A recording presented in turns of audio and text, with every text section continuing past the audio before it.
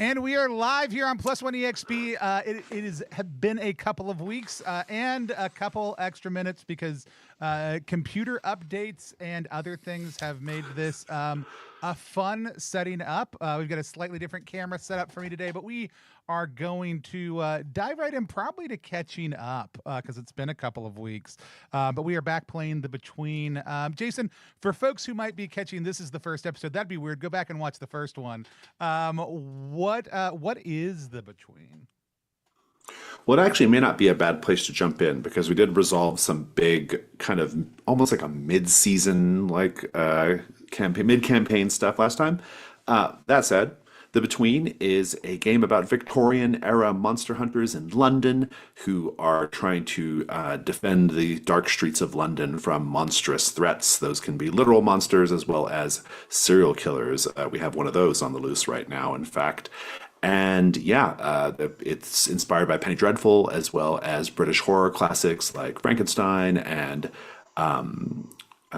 pulp media as well. So yeah, it's Victorian Gothic horror monster hunting game. I'm going to go ahead and hand things over to you to get us caught up. If folks are just joining us, we have had plenty of safety conversations along the way. You can go back and watch the past episode to hear all of those things and to catch up on where we're at. But Jason, why don't you go ahead and kick things off? Yeah, we are here in our 10th session of this campaign, which is really exciting. We are going to spend a little bit of time kind of getting caught up and figuring out where we're going from here. We'll be starting the day phase after that. That'll also give chat time to populate and join us. So let's take a look at the character keeper right now. And, oh, naturally I don't have it pulled up. I managed to close it while we were doing all of our tech stuff. Give me one moment. Here we go. Okay, so right now you have two active threats, the Creature of Cremorne Gardens and Sally No Face. You had a third threat last time, which was the Curse. That was our werewolf, Rick Miller. But we actually resolved that last time, and we got to see Rick Miller released from the werewolf curse, and Rick rode off into the sunset with Periwinkle. So that was a great moment. Last time. But yeah, you got two other threats, the Creature of Cremorne Gardens, Sally No Face. The Creature of Cremorne Gardens, this is the one where we have this fishman creature tormenting this pleasure garden, Cremorne Gardens, and the surrounding neighborhood. And you all have determined that it is not a hoax, this fish creature. It is a real fishman that is tormenting this neighborhood. You have to figure out what it wants. That is a complexity for a question, and you currently have two clues available for that question. If you can answer it successfully, you can resolve the threat by luring the creature to you and then either destroying it or convincing it to go back wherever it came from, your choice. That threat is interesting because it doesn't seem to be like extremely dangerous. It's mostly just sort of like scaring people and kind of seen slithering about in the darkness. The much more dangerous threat right now is Sally No Face. This is the one about a serial killer who is basically killing people and surgically removing their faces. One such person, Clara Yarborough, it came to your attention because one of you has a relationship with Clara. I can't remember who though. It might have been Langfisk, but I might be wrong. Yeah, she was one of used to be one of Langfisk's irregulars. Yeah. And so Clara Yarborough was killed along with a couple of other people, and so you have to figure out like what is this killer's deal. You can either try to figure out where they're hiding. How are they choosing their victims, or what is their true identity? All of these are just different ways of trying to lure or otherwise find Sally No Face and deal with them. You currently have 3 clues on that threat. There is also the looming mastermind, Theodora Brathwaite. We know a few things about Theodora. She's very rich, she's very powerful, she's a former pirate queen of the Caribbean. She is now living in the United Kingdom, and she's a very wealthy importer and exporter. She is considered to be the second wealthiest woman in the country after the Queen. She is very much into exploiting and capitalizing on empire. That is kind of her thing. And she's also up to something really unusual. We don't know exactly what yet. We know that she's monitoring Hargrave House. She's interacted with all of you at one point or another. She is very interested in the work you're doing. And we know that she has been at least indirectly connected to many of the threats, and in some cases, very directly connected to some of the threats. Sally No Face, for example, we learned last time that she was working with Sally on some kind of experiment, but apparently that's been abandoned, and now Sally's just cut loose, killing people randomly in the city. So that's an issue. But the big thing that Theodora, we know that she's done, well, there's a couple things. One, she tried to get the vampire that we're calling the Limehouse Lurker, this ancient vampire in the body of a boy.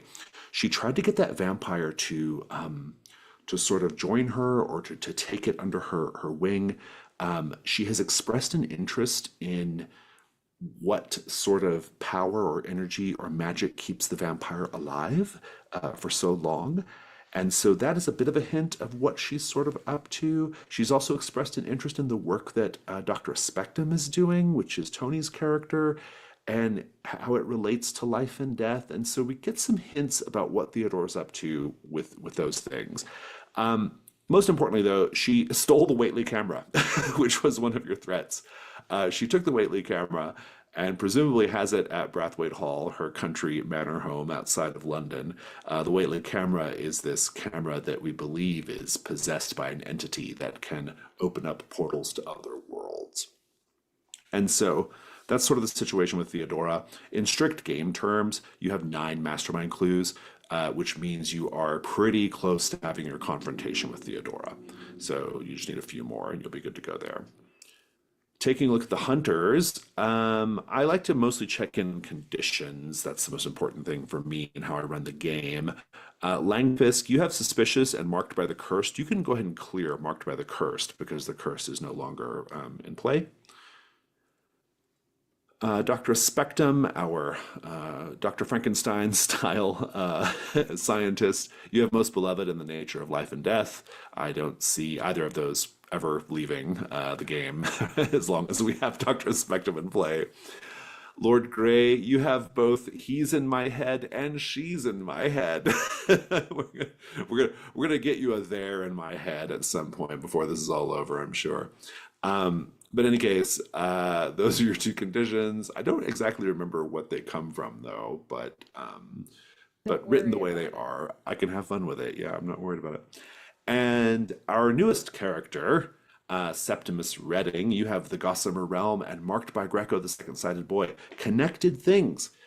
Last time, Septimus had this sort of like dream journey with our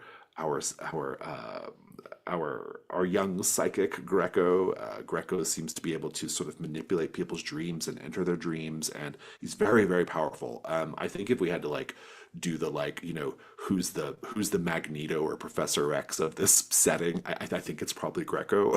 I'm not sure, but very, very powerful. And so that's he's not a threat. He's just out there to be interacted with. I'm also really interested in checking in on your sort of playbook specific tracks and other narrative beat things that are kind of going on. Right now, Langfisk, you probably marked the most Janus Mask of anyone. Maybe not Lord Grey. Lord Grey has marked quite a few too.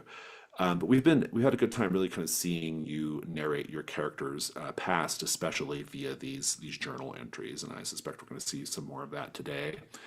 Dr. Spectum, your main thing is you have the Janus Mask as well, but also you are, I guess, you finished your child? I theoretically owe, I think, 2 flashback Little narrations, yeah. But the child is imminent.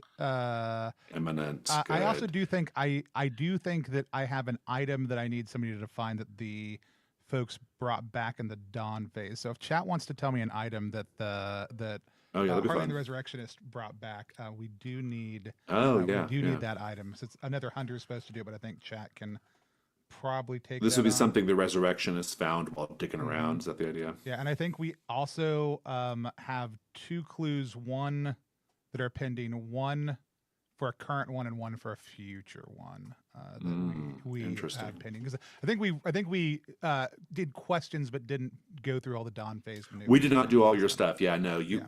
We still have to kind of wrap up both Nightwork and the Resurrectionist. Yeah. So we can kind of deal with that in a bit. Lord Gray, you have 5 marks remaining on your reflection. This painting that is hidden in the city that absorbs and all of your sins and your the stains of your soul to keep you young and beautiful. I suspect I think that means probably within 2 or 3 sessions where you're going to have to confront this and deal with it when it's completely fully scarred.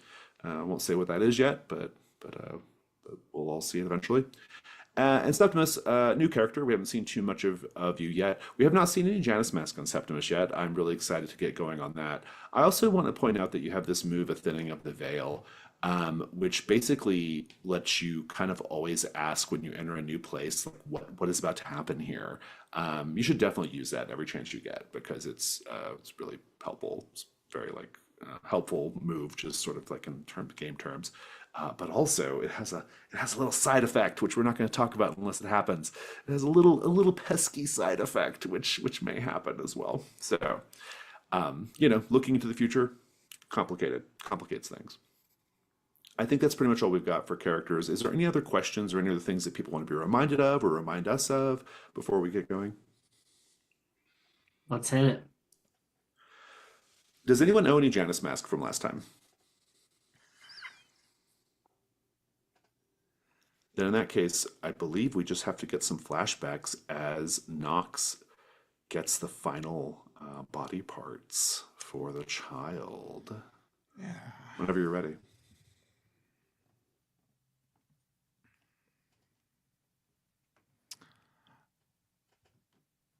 Let's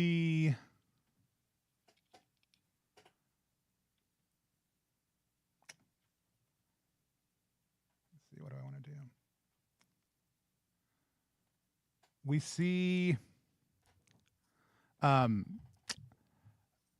Nox in his early 20s at a large kind of gala event. The people around him swirling, dancing. We see this kind of reflection off to the side where a number of attendants are kind of standing. We see him reflected in the eye, the monocle of Charles, as we so often have.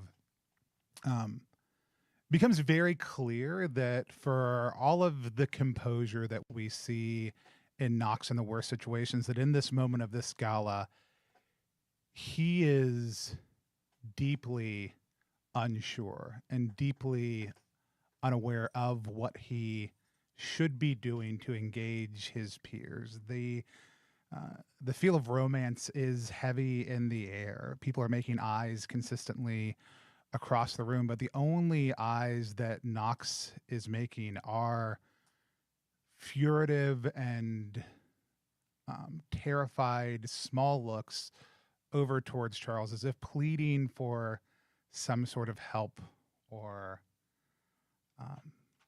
some sort of intervention, but Charles knows that he cannot. We see him tense as he wishes he could help Nox.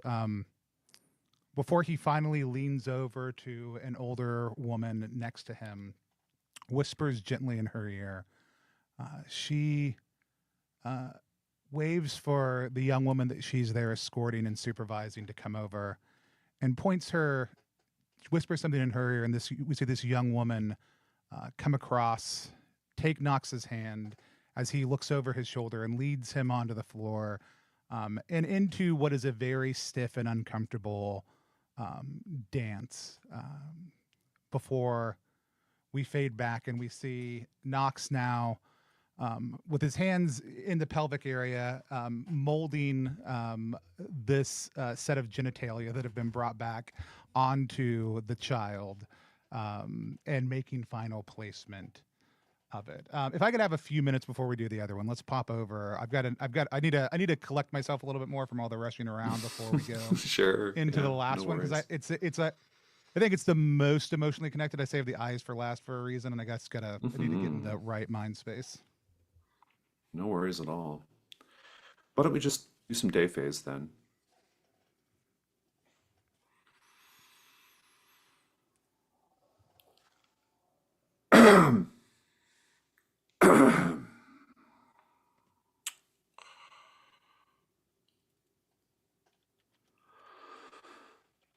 The King in Shadows, Act 1,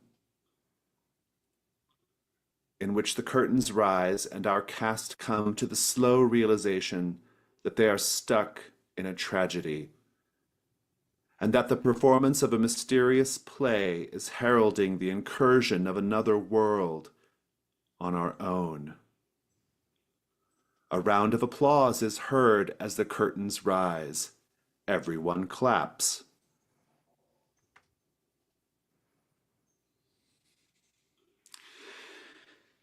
Scene 1. It is day. The set of Hargrave House is bare, except for a single door and a lounge sofa. Our cast is fretting about. They move upstage as a table appears, laden with tea and...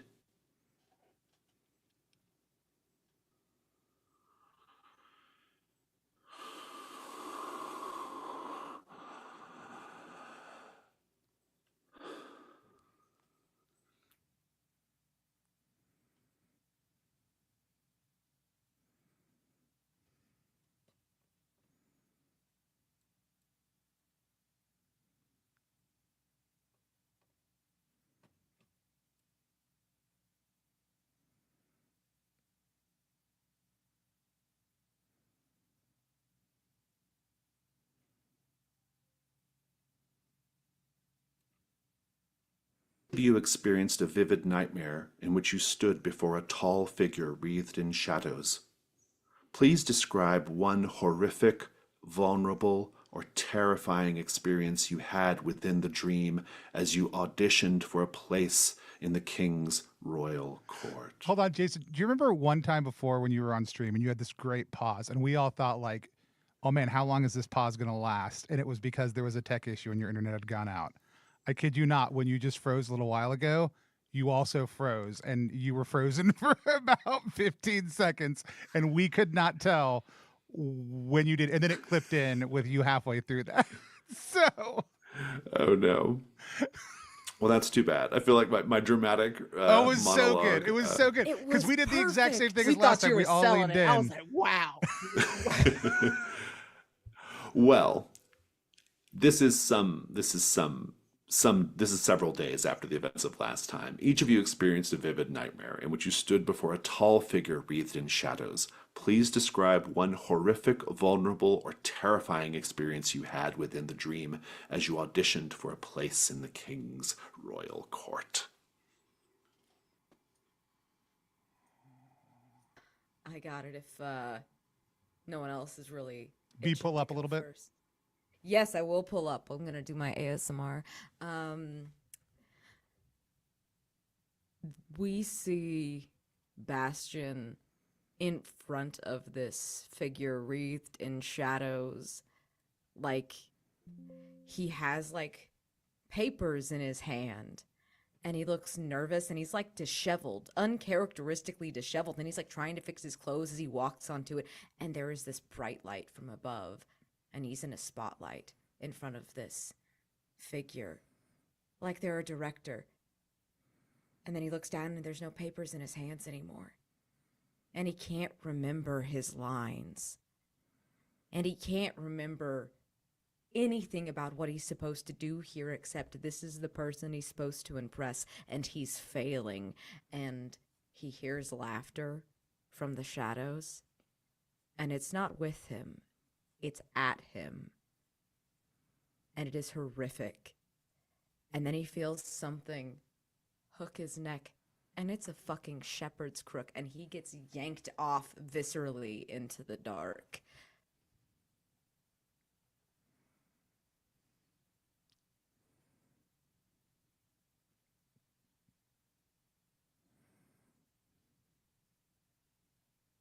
We see Langfisk, the limelights, like rise.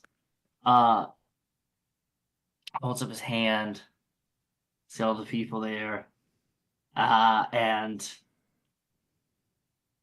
turns and looks off to the wings and just sees somebody just going,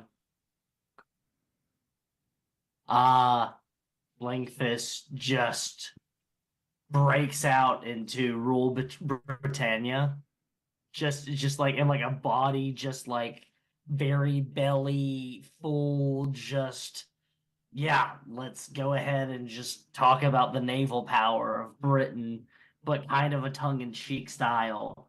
It is not very good. It is pitchy in most places. He does mix up the lines and a lot to the point where there are boos that starts occurring. And he just gets louder and goes, "The haughty tyrants near shall tame," and just starts like almost like just yelling at them, and more boos, and then stuff starts flowing on stage, and he goes, "All right, look here, you cunts," and then starts like trying to like go towards the crowd, and I think we see multiple of those shepherd crooks grab like an arm and another arm, and then drag him off.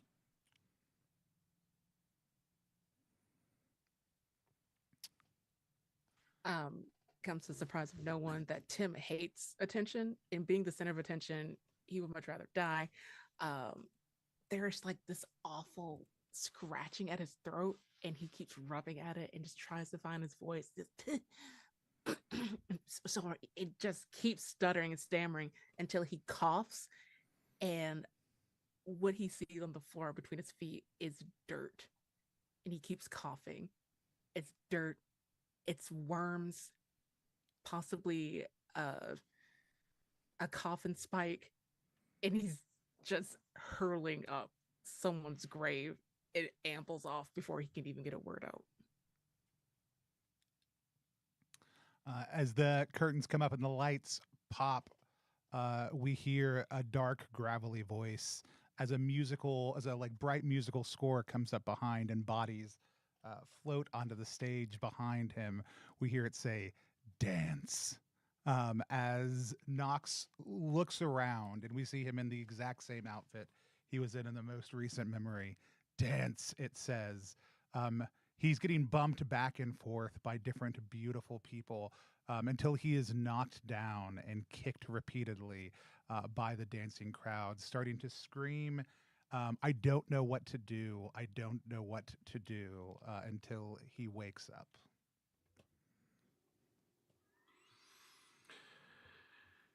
Looking further into the matter, it appears you are not alone. In the several days since sending Rick Miller into the sunset, since Sally No Face began tormenting people in Whitechapel, a strange madness has started to plague London. Rumors describe mass delusions, hysteria, and disorientation among peoples of all classes. Two individuals, artist Hypatia Quint and theater critic Larkin Creel, were both admitted to Bethlehem Royal Hospital recently, following bouts of distress. Prior to his admittance to Bedlam, Larkin published a scathing review of a piece of experimental theater called The King in Shadows. The review is unforgiving in its criticisms, but it's clear that Larkin felt drawn, perhaps obsessed, to see the play again. However, the production of the play, it doesn't stay in one place for long. Part of the play's allure is its sudden appearance at a new venue every few weeks. Those who wish to see must seek it for themselves.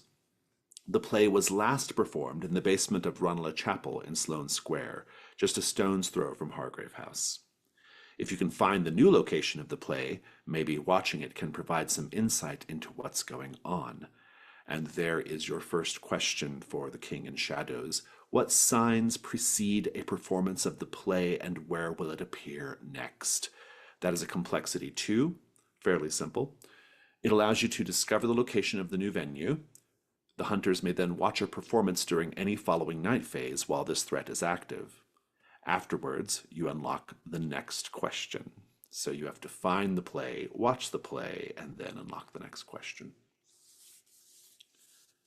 So between this play causing strange delusions and hysteria throughout the city, between the terror of the creature of Cremorne Gardens and Sally No Face, the city is very much not quite aflame, but there's a lot going on. People are feeling stressed out, and it's up to Hargrave House to figure out what's going on. And so, with our day phase, it'll be a slightly abbreviated day phase. Let's just go around and figure out what everyone wants to do.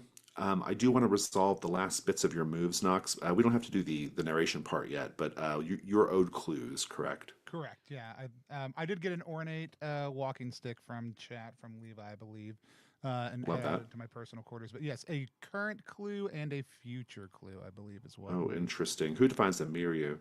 That's a great question. Let's look at the playbook because it'll tell us the answer to that. Mm-hmm. The keeper will describe it for the current clue, Mm-hmm. and then you find a clue that can only be used. Tell the keeper what it is. So that would be me telling you what it is. Very good. So that's for a future threat, correct? Interesting indeed. Well, I think what I'll do is, oh, um, yeah.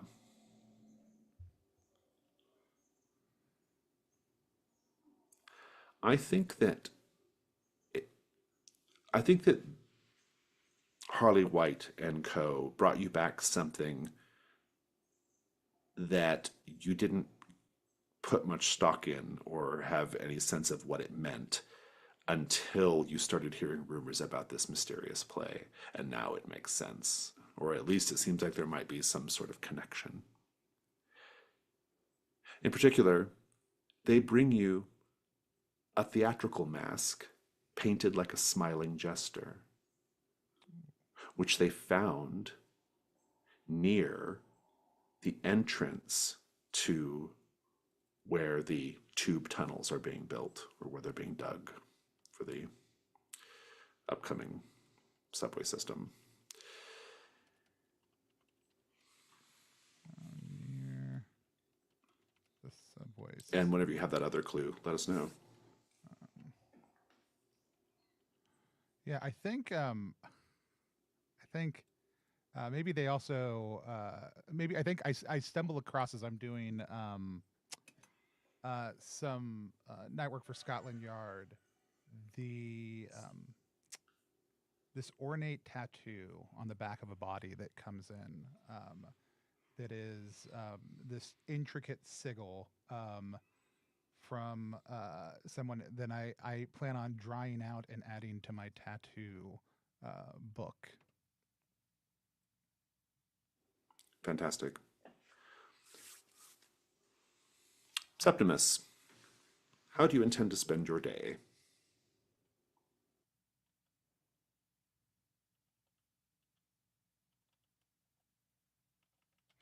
You're still muted, my friend. Sorry, I'm a nerd. I would like to work on Cremorne Gardens to just get that wrapped up. Yeah, we got to figure out what this creature wants. So, what's your plan of attack here? Are you going to go into the psychic realm, try to sort it out, or something more terrestrial? I mean, that's a great idea, actually.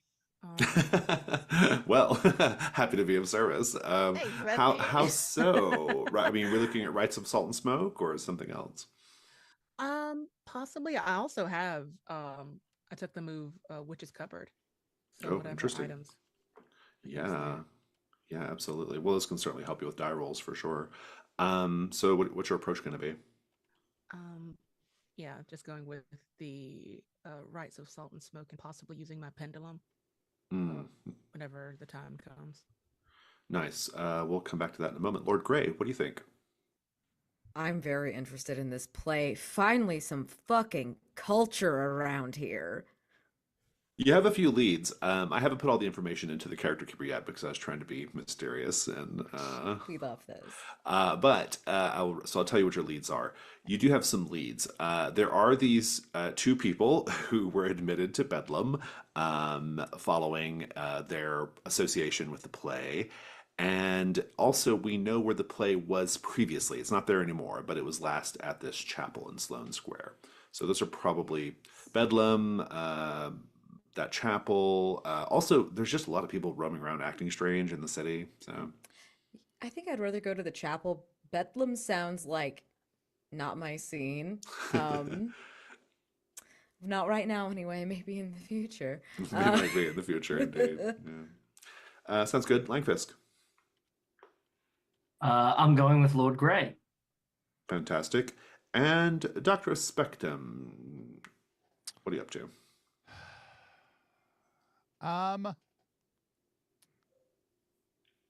It's a great question. I think Dr. Spectum is probably fairly preoccupied with the imminent building of a Indeed. child. And so if everyone is out of the household, I Mhm. do honestly think he will probably spend his day Preparing. preparing, mostly emotionally. I think at this point in time, I think um, for a not very emotive person, he's been very affected lately, and it's certainly showing in his behavior.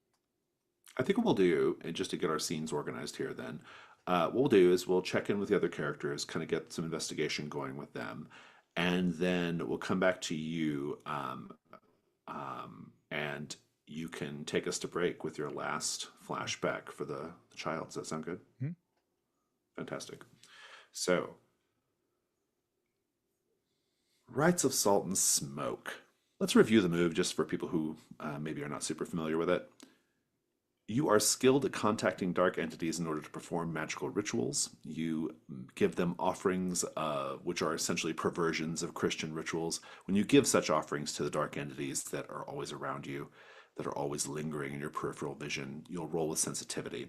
On a 10 plus, the magic works without further cost and you choose an effect. On a 7 to 9, the magic works imperfectly. You get your effect, but also a complication.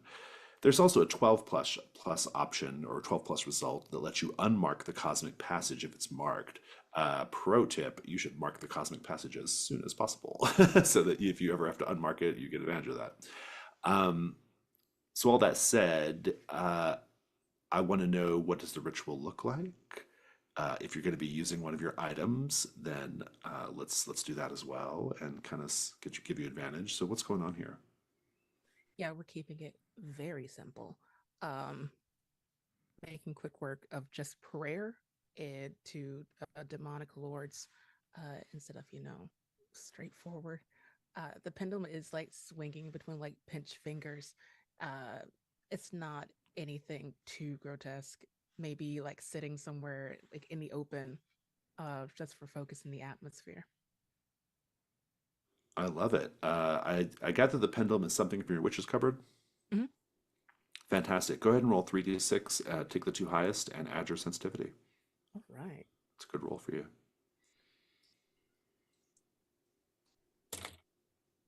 Oh boy. I've been rolling nice, and then when it was time to roll for real, they're like, "Nope." You said sensitivity. Mm-hmm. All right, that is +2. That is a 9. So on a 7 to 9, you have to choose an effect and a complication. What do you want your effect to be? Let's see.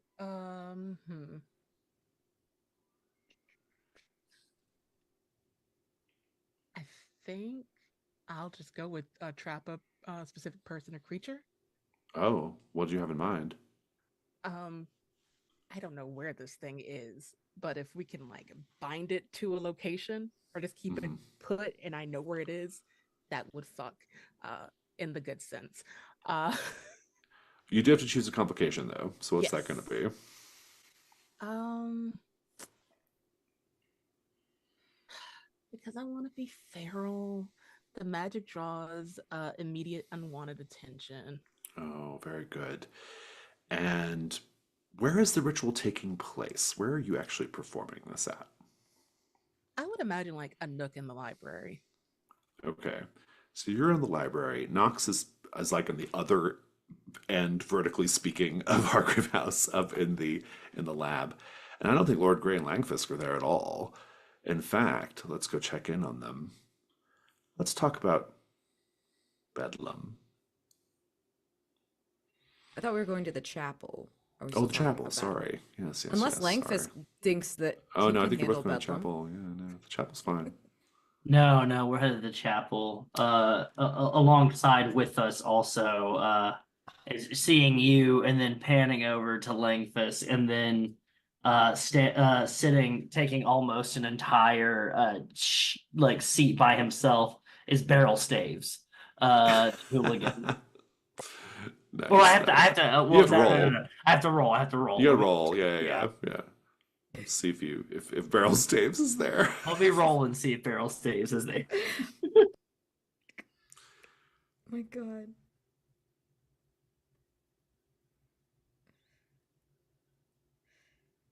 Barrel Staves is there. Barrel Staves is there.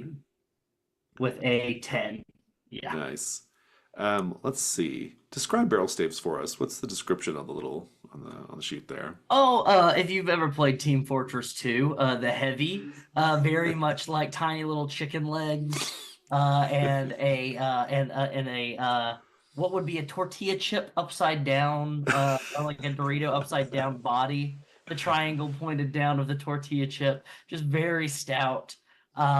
Is probably wearing a striped blue and white shirt that is very tight, ill-fitting. You can see multiple different prison tattoos all over the arms.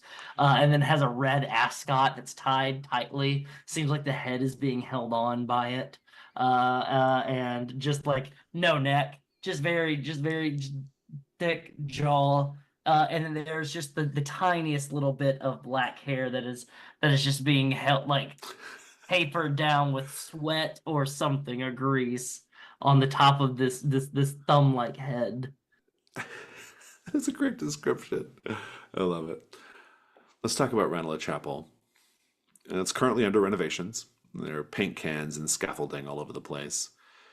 You can hear the outside din of passers-by. The basement area is actually where the play was being performed. It's dimly lit by lanterns and contains a shoddy wooden stage and canvas backdrop.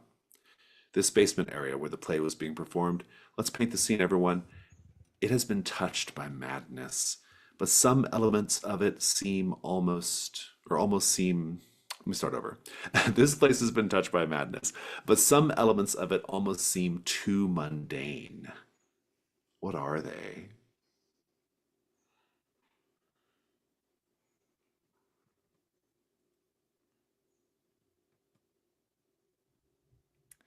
I think that we can see what's holding up the canvas backdrop. It breaks the immersion to a degree that you wouldn't see in other productions and other, but it's very like basic, like this is all they had. Hmm.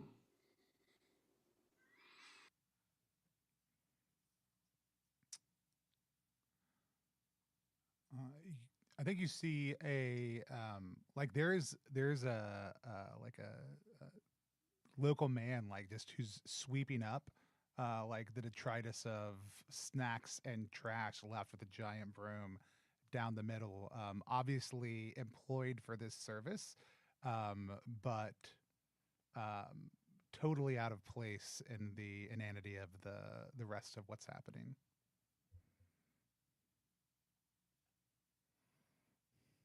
All of the costuming that is hanging up for this show, it has not been made. It is clear it's not been made, but it has probably been gathered, uh, well worn.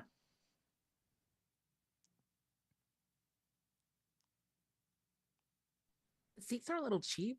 There's tears and possible like clawing, but they're all trash, so there's really not much to say about it.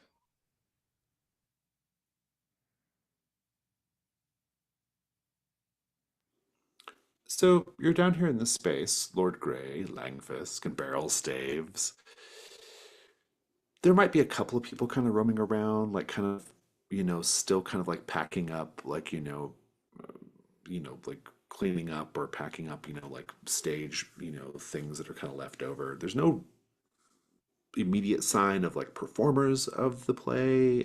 There's no really super direct evidence the play was ever there, except that they're clearly like getting the space read back, back to normal from some kind of event. What are you all doing right now, Lord Grey? I am looking for the person who looks like they're the most in charge. Like I was kind of hoping to catch an actor or director, but not seeing anybody who's actually of the sort of echelon that I was hoping to speak to. My people. But I am looking for like if they look like the help, Yeah. I'm looking for like flyers, like kind of scattered about as I like try to find someone who's not terribly busy or, um, you know, doesn't looks like they maybe know what's going on, not just some rando who's like cleaning, but like No, I love maybe it. You'll see a prompts. woman. You'll see a woman who appears to be a manager of some sort. She has she's kind of a round, sort of cherubic face, short, wavy brown hair. Um, her garments are sort of modest working clothes. She's here to pitch in, when needed. She's kind of giving like people directions, and she just seems kind of tired and exasperated, right? And I don't think she's noticed you or Langfisk at this point. What do you do? Well, I do want to know what Langfisk and fucking Barrel Staves are doing. Um, my posse. I didn't know I was coming with a posse. This play, it seems like they're breaking down, right? Their post production. Oh, we got a really nice This is real. I kind of love this. screenshot that one. Yeah, go ahead Please and grab it. screenshot it for me. Yeah. My other favorite weird tech bit right now is Wes's hat turning purple and disappearing. Oh, Yes, from I the do lens. love Yeah, this. 'cause It it's feels very technically green. magical. Yeah. Yeah. I love it. I think, Well, yeah, go ahead. depending on like if this is bye, Jason. Bye, If Jason. this is post production, then Barrel Staves and Langfisk are probably Langfisk probably looks around, sees you notice a person that looks like they're in charge. Oh, we're gone. Do what? Did you take us off Oh, live, no, Tony? I just took because it's all out of focus. You're good. Oh, We you- can Oh, do it. okay. We Oh, they can hear chit-chat till us. Jason gets back. There's just no the overlay doesn't match because he dropped out all of a I'll sudden. fucking Okay. I'll fucking riff. We'll riff in Yeah, keep on character. going. Yeah. Yes. But I just think that like that probably that's Langfisk knows that that's your prerogative to go talk to people. And so Langfisk sees people breaking down stuff and looks at barrels and just nods. And then it's like, let's help you. Let's start digging around. Let's start moving heavy stuff. Like, you need help breaking that down. Let's break that down for you and see if we Oh can my find any God. evidence. We don't know what the evidence looks like, but we're looking for it. Oh my God. And I think Nobody can see the The air quotation quotes. marks I'm making. they're doing air quotes, we swear. And I think like Lord Grey's like, are you really going to help them? Oh God, you don't need to do that. They have Yeah, pull out a knife and just start cutting. Oh. Just like cutting things apart. Oh yeah, yep, yeah. Need to defluff these pillows. Go ahead and rip it open. Pulling the stuffing from Oh. pillows and everything. Is that how you do that? I didn't Absolutely. they want you to just sort of de-feather their pillows. Don't worry about me. I'm pro at this and just going through and Oh. even ripping through the cheap chairs. If there are some that have cushions, ripping them open, looking through. Yeah.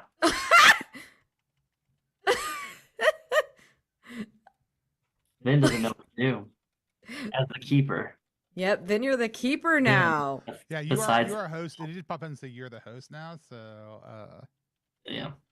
So what do you got? I'm pretty sure you were trying to make the information move, right? You can go ahead and roll it. We can't get any clues or anything until Jason gets back. Doesn't mean we can't roll some fucking dice. We can roll Vin, some what do you- fucking dice. Me and Beryl turning this place over, Vin. What do you think that is the attribute, the ability to roll with? Listen. Let me get back to the keeper real quick. I would think possibly. It's definitely not sensitive, you son of a bitch. Maybe vitality. Vitality? Okay. With Beryl's helping me, I get advantage. So. Oh. Okay, so that is only an 11. Only an 11. That is an 8 plus 3. So I am going to be putting on a mask to bump that up to a 12 plus. Oh my god. Oh my. Listen, should we tell them what Jason said? Not yet. Okay. I kind of want to put our chat up on the screen. God. Oh my god. All right, so what's happening in our chat is that apparently Jason just got a notification from his internet service provider that it's out and won't be back on till later this evening. So oh god, wowie. Oh, Whoa. Wowzer Bowsers. I'll go get Wander home. I'll be right back. Okay, yeah, you want to There you go. We'll just play improv games. I mean, it's diceless and GM-less. Might as well. Might as well. I'm kidding. do you guys want to play test Unsinkable right now? We could play test Unsinkable right now. Yeah, there we go. Play testing. Like, I won't be mad about playtesting a fun game. Impromptu. Should I change my wig? Change my It depends. Are you playing the have to go socialite, the doctor, the stowaway? Let me go to the steamer trunk. Go to the steamer trunk and get my shit. I'll put on a silly hat. I don't know. Goodness gracious. We are deferring to Jason Cordova. Yes, Well, we Jason's are. trying to defer to me, and we're just not going to let him. Oh yeah. Yeah. This is like when people are trying to like get each other to like not pay the check, and you're like, no, I'll get it. So, Like- so even though we may out and chat a bit live if you want to join us in chat. I like that Tony's narrating when he's typing. Well, I It's mean, you don't want the very- dead air. You know what I'm saying? We No, probably should have known no. tonight's stream was cursed. No, yeah. or- Yeah, I Yeah, think we no. should have. Okay, I'm so a let's- professional wait, Twitch camera. streamer, so I know that you just have to kind of say what you're doing out loud, and that's Yeah. what helps. So there and everything. let's do this. Yeah. Wes and I were gonna get on earlier, and I was like, what I want to do is not a secret. Y'all want to do like a weird like meta? Let's talk about like not about our characters too much, but like we've talked about doing interview shows repeatedly. Haven't done interview shows repeatedly. I have a thing I want to workshop, and I'm fine Okay. doing that live because so I want to make a custom move, but I'm all in my head about it because I can design a Okay. whole fucking game, but if I have to design a move, Yeah. I am Yeah. apparently crippled because I have to do a very specific single thing. But I Okay. think we can do a little bit of the between, and just chit chat about like if we have things that we want to talk about or know from other people. I would love to, because we've got like 4 to 5 sessions left, do at least one session where each of us is kind of the focus and we get to ask each other some questions like that are not like character back things.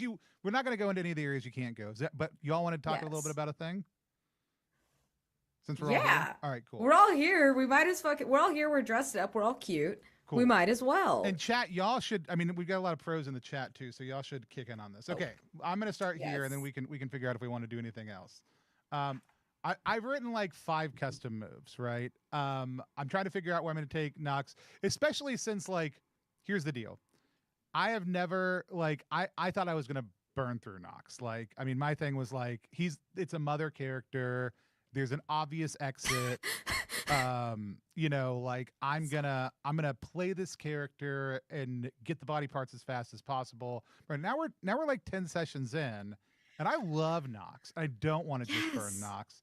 No. But I'm also at a pivotal moment for Nox. So the question is like, okay, cool. And I don't know anybody watching for y'all's experience, like I have enough masks that I can get whatever result I want. Like I'm not short on Okay. masks at all. And so I can burn masks to get to any of the outcomes for the child. And I don't need y'all to speak into that, but I do feel like my custom move, the smart player thing to do is also figure out what Nox done so far and set me up for who Nox is also after the child is made, besides now potentially the child's caretaker or dead. Like those are really the options, because the options are it bad, real bad, the child is mad at everybody and horrible, and wants to kill us all, and they become a threat, and I'm done then. Nox is disgraced and leaves. The other one is the child is not great, I'm disgraced and leave, and abandon it. And it becomes a playbook that can be played. And the other one is like, child is great, wonderful child. And in all honesty, a lot of ways, that's the least narratively interesting one.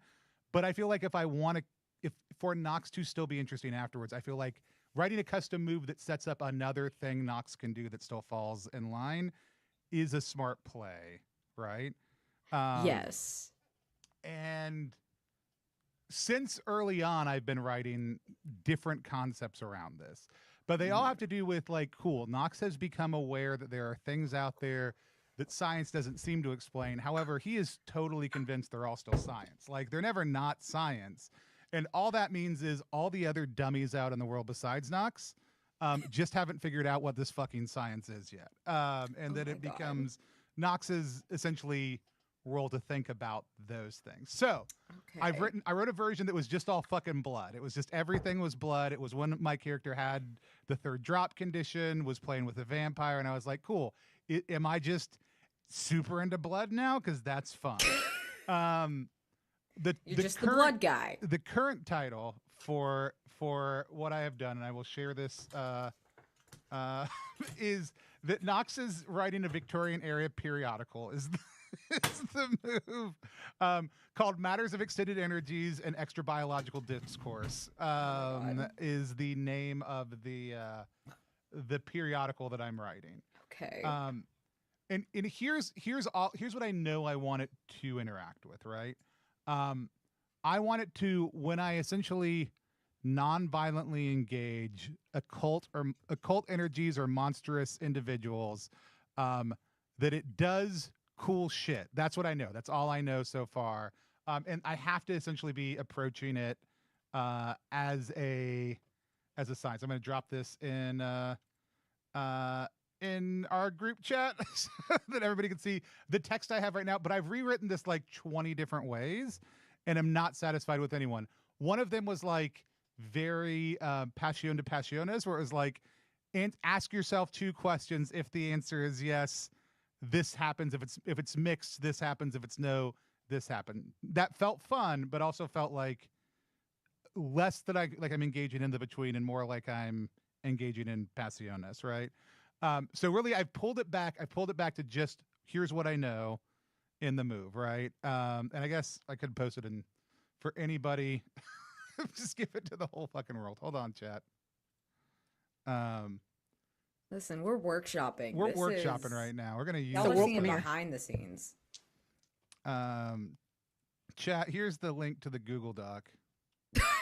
I even told Wes, like, hey, can you hop on early so I can get out of my head about this, right? There's not a lot there. It's basically just what I said, right? It's not. There's nothing else in that that I haven't already stated. But there's a lot of cool things, and I think it is fun because writing a custom move is a thing that every playbook gets to do. And Wes has done one, and it's a really I think it's a good one, but also like, what do I know? I obviously can't write my own. And yeah, so like I've been spending a lot of time thinking about it, and I've read advice on writing custom moves, and I think there's a lot of great ones out there. There's some on the Gauntlets blog about writing custom moves, but it feels big, right? Especially I think because I waited so long to do it, and now my character is at this potentially transitional point it feels bigger, which is probably just me being in my head about that. That's a lot of me talking. Wes, since I had asked you to top on with me earlier, I'd love to kick it to you initially. I don't think you're like, I think out of all of us, you're the one who like, you see the mechanical triggers of the Between really differently. So I think letting you start is fun. Chat, you can jump in wherever, also too. But yeah, what are your thoughts on any of that? Or how do you approach writing moves? Like you can talk about your custom move if you want to, whatever. So what I try to do is with custom moves, I try to provide some context, some extra context to my character and how they kind of interact with the world, and I try to give them a little bit of an extra zhuzh as much as the keeper will allow. So like my Bushranger one is it's pretty simple. It's all flavor text for the most part, but it is because I am so good at being Australian. And me being so good at being Australian has led to me living a very like outdoorsy like bush ranger kind of style lifestyle, and that gives some hints to like what my backstory is for Langfisk. It gives me 5 different items, and I add a +1 to my vitality. Yeah. That is something I checked with. So like I always like try to see how much you can get away with giving Yeah, because yourself. you a definitely custom. did 2 things with yours, and I loved. I mean, like it's good. Yeah, so like with this, like your whole thing is like matters of extended energies and extra biological discourse. Of course, this seems like a type of thing that Nox would do, is to start a scientific Yes. periodical. It feels very much evolution of character, right? Yeah, and so it also feels very late season. Hey, we don't want to kill off this character. We love him more than we thought we would when we wrote him.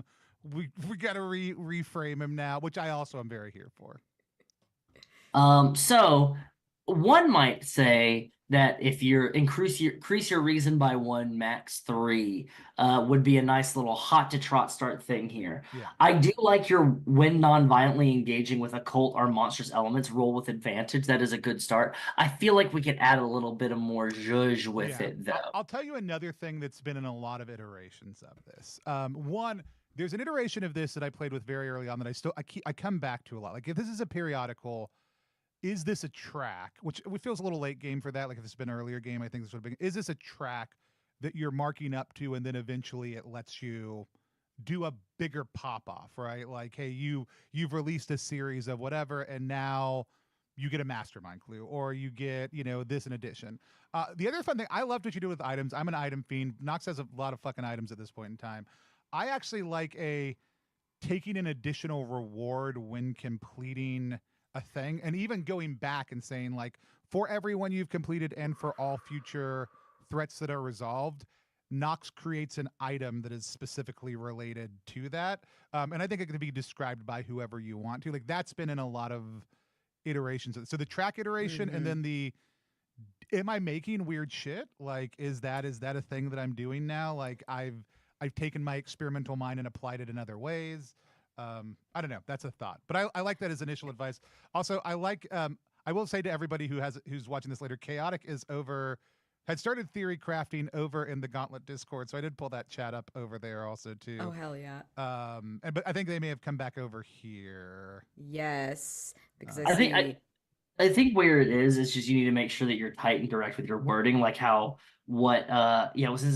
it's framed. So you've got Chaotic saying when you appeal to the supernatural through logic or compassion as opposed to non-violently. Then we have Mr. Troll Hands, Gabe, coming in with a steel chair saying, since it's framed as non-violently, it would be especially juicy to include a consequence of failure that escalates the situation of violence. Maybe the entity reacts violently. So yeah, making it so like a whole thing of like, so give a boost to your reason. And so when you appeal to the supernatural through logic or compassion, roll reason. On a 7 to 9, this happen, or like on a hit, this does something. So that gives you a blanket like 7 to like 10, 11, that whole thing like that.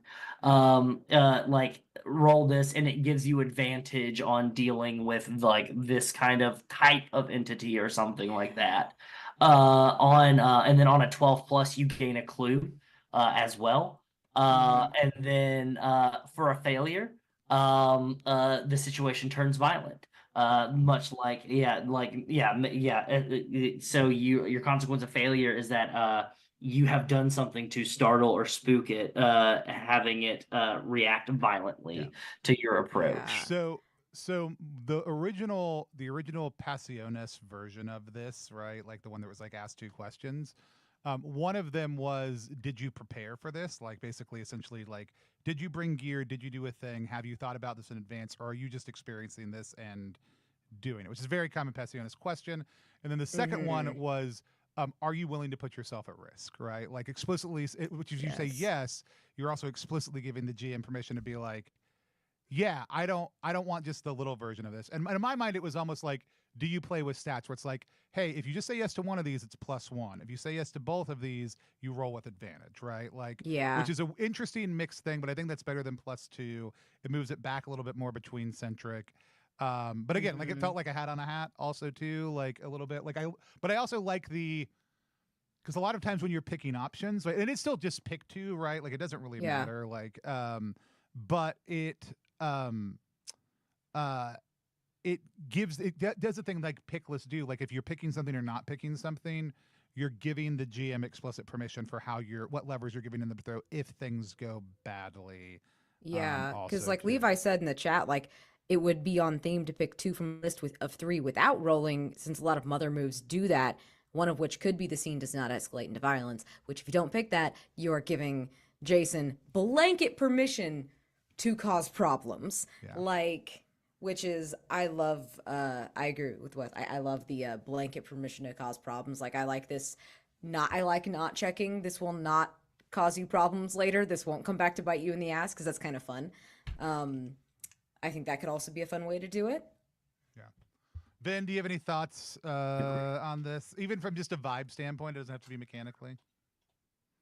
I mean, they're wonderful vibes. I do like the option and like the whole picking thing. Like you're explicitly saying, well, if you do say so, this is gonna happen, cause and effect. But I'm just soaking it all in because I haven't written a move and I'm in like a chat with 3 amazing writers. So this is great. Yeah. Like if I have to write a playbook, that's fine. If I have to write a list of moves, it's way easier. When I'm like, I want to boil this down to one thing on a character that's already in process, it feels so hard. It feels much harder to do. Go ahead, Wes. There's a move. So I played the Nimble, which is a playbook from the Realms of Ancient Ruin, which is a OSR. Well, it's a fantasy card from Brindlewood game that replicates like first edition D&D, those kind of vibes, like old Conan and everything. There's also like a lot of dungeon meshy kind of vibes with it. They were playing Chill Chuck. I was playing Chill Chuck from Dungeon Meshy, so like very just like a half foot that is a pacifist, does not like to engage in violence, but is like very like a thief, a rogue type. And there was a move where it is if you do a certain thing, this pick list, you just don't seem threatening. It could be one of those things. So like it does not react violently at all could be an option on yours, but also another option is it does not directly target you. And it could, so that kind of puts the attention on somebody like Langfisk or like Septimus or something as opposed to as one of your options. So like yeah, on a 12+ you get to choose an extra additional effect or something like that. You could even do 7 to 9. You get one effect. A 10+ you get an additional effect. On a 12+, you get a clue or mastermind clue, and then on a failure, it reacts violently and you die. I guess that kind of thing. Oh my god, Wes escalating it to just fucking killing Nox. I just love the idea that it's like, yeah, it's an auto die unless you put on a mask. Jesus Like I love Christ. moves I mean, like there that. is that a are level like, at which, for one thing, again, like some of it's like, and this is the interesting thing. I am interested from chat as well as from like Wes, from your perspective. Like, do you find that when you have written custom moves for characters that it feels different early in game versus late in game? Like, do you feel that pressure, and what's that been like for you and for people who are watching? I think it really depends on which playbook I'm playing because there are some like I have had really no urge to write a custom move for Langfisk, and it was just one of those things where I'd gotten down to abilities and unmark or write a custom move. So I was like, yeah, I'll write a custom move, and all it did was just provide some more. It's just like, yes, you are more Australian than you were before, which is More but like Australian I than think we ever knew. but like that is such a like a skill based playbook where it's like you are doing stuff at all times. I've got day work that complements with your night work Right. really well, so we are both constantly always doing things and like picking up clues now and everything. So I haven't had to do that a lot, but I find like with my American that I played, Ross Fontenot, who turned into a weregator. We were starting to get into a more like supernatural kind of game where it was like a lot of supernatural entities. And Ross was very much just like a rough 'em, tumble 'em, shoot 'em kind of person. And all of our other players had some kind of supernatural bend to him. So I wanted to give him something that kind of, so it didn't feel like Batman was just there. Because in the Justice League, it's like you've got all these people that can fly, and then Batman, who's super like, and I didn't want him to just feel like that. Gator Man, you mean? Yeah, yeah.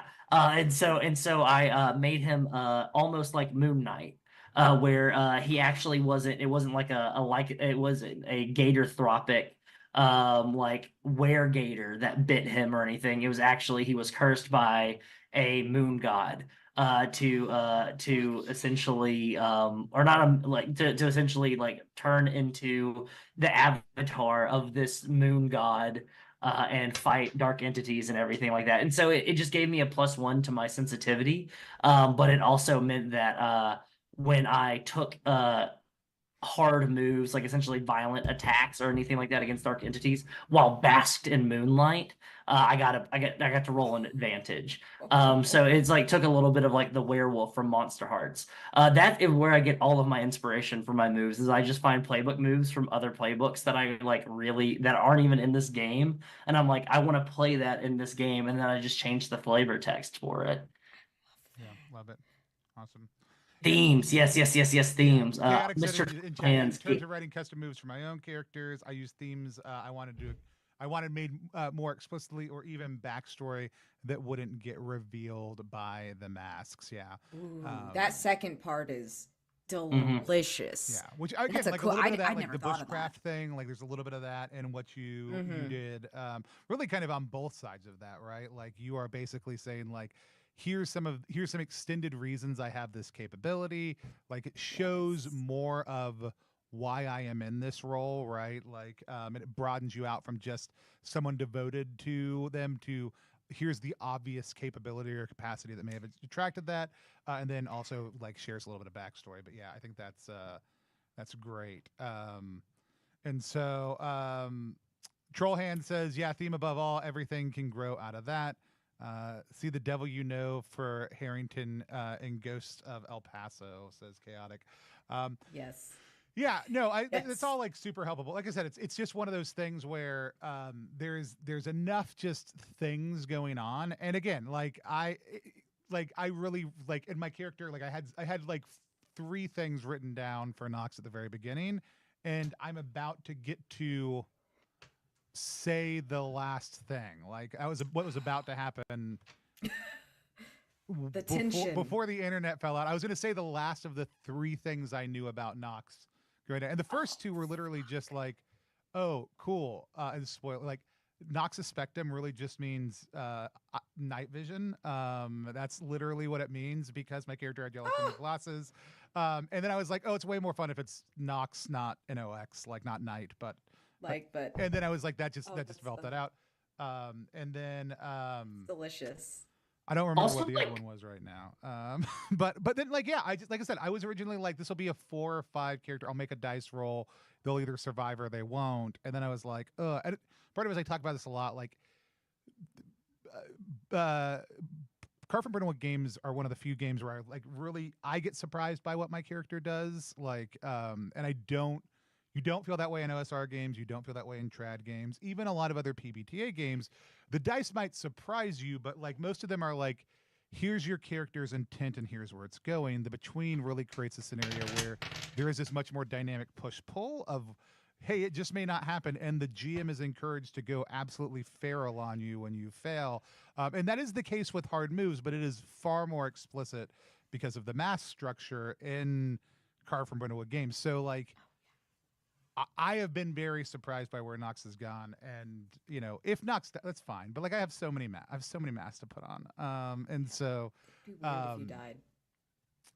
yeah. Anyways, like I said, that's kind of where some of that has been. I do like some of where we've gotten with this, and like I said, I knew some of the general stuff. It's just like, hey, there are too many ideas here to figure out which one I want to do. But I think this, I'm still very attached to the item idea, but I also feel like that's kind of like the stat thing where it may not be too big of an ask to be like, oh, also I get more shit that has to do with all these things we've been dealing with, which I do feel like makes it fun for a good fun confrontation in final act with Mastermind, who has all these minions who potentially may have been influenced by those same things also too. Like, but I don't know, we'll figure that out. So Yeah, definitely like just think about what you want to also like investigate more with Nox. Is if that's something that like you want to be able to role play and kind of add to the world as well. I've played characters before where I was like, I want to interact with dead people more, so I made a custom move where it's like when I can like talk to dead. It's essentially I just took Speak with Dead right. from D&D and I just put it in Carve from Brindlewood, but there was a special activation like for it's like Night Vision, Speak from Dead. We don't Yeah. need other games. You just need spells from Dungeons and Dragons. You don't need Dungeons and Dragons. You Just don't need the Dungeons and names of Dragons. spells. Just the Yeah, you names just of need the stuff. spell That's list. it. Yeah, So, exactly. um, But yeah, no, get like Tasha's it's one of hideous those things where laughter it's in like here. you can talk to the dead, but you have to do a certain thing to do it. And I had a pick list, and like one of them was like kiss them on the lips. Another thing was like you have to like prepare. Like one of these things, it was like Oh it was my a very like God. it was an undeniable that was very like Oh, fuck. etiquette focused, and so very much was just like I engaged with the souls of the dead by inviting them in certain ways. So it was like mine was kissing them because I think that's just such a inherently like gross thing to do for somebody so pretty to take like a zombie and like kiss its lips. Then all of a sudden it's like yeah, what are your questions? and you know Aaron King's Like classic Beetlejuice. 3 pillars of gameplays, right? Building forts, shenanigans, and kissing your friends. Like those are the classic 3 pillars of Classic. of RPG gameplay. So I mean, Yes. like you're just making that happen. No, I love that. More excuses. More excuses to kiss. So we can keep the riffing going a little bit longer, because I'll probably cut out all the actual gameplay from this session, since we're gonna kind of we didn't have a ton of it. We did a lot of catch up, so I'll just go back and we're gonna come back and probably redo it a little bit more cohesively. Since we're talking custom moves, like I mean Septimus it's very early on, so maybe no ideas. B, have you thought about custom move stuff? Do you have? No, you're just like, no, that's fine. If not, that's fine. Vin, go. I don't have one, please. Oh no, like I haven't like. Oh, I thought you It'd had be one. crazy. No. Wouldn't be, but I should start thinking about it. Listen, I don't know. You might have just gone in like fucking hard and been like, no, I got a custom move ready when I pick the vessel. I have got it. Like, No. I don't know. Like, yeah, you could do go ahead. I was gonna do a custom move called "Is it cake?" When you initiate the rites of salt and smoke, you can ask the question, "Is it cake?" And if you roll, then I don't know. It's like one of those. Oh God. You can turn things into cake. I don't know. I was Oh, gonna say shit. you could have one. You could have one called "There's a hole in the bucket" for the vessel, and it's just that sometimes the entities leak out a little bit. So, and that's all I know. That's all I know. Yeah, Jesus Christ.